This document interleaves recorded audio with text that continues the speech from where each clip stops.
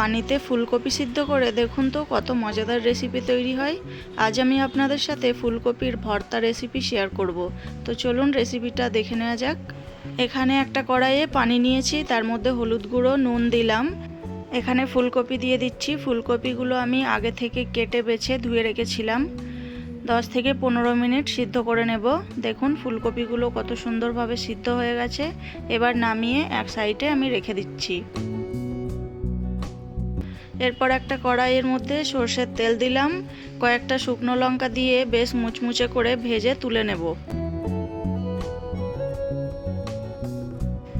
একই তেলের মধ্যে আমি কয়েকটা রসুনের কোয়া দিয়ে দিলাম। রসুনগুলোকেও এই একইভাবে লাল করে ভেজে তুলে নেব।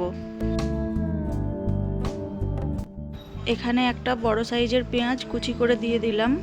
পেঁয়াজটাকেও এবার আমি লাল করে ভেজে তুলে রাখবো। ওই একই তেলে 3টে টমেটো অর্ধেক করে কেটে আমি দিয়ে দিচ্ছি। ঢেকে রাখবো 2 মিনিটের মতো। টমেটো সফট হয়ে গেলে টমেটোর খোসাগুলো আমি তুলে ফেলে দেবো। তারপরে টমেটোগুলোও একইভাবে তুলে প্লেটের মধ্যে নিয়ে নেব। দেখুন সব কিছু ভাজা হয়ে গেছে। এরপর পরিমাণ মতো নুন দিয়ে লঙ্কাগুলো ভালোভাবে কষতে নিতে হবে। তারপর আর কি সমস্ত কিছু একসঙ্গে ভালোভাবে মেখে নেব।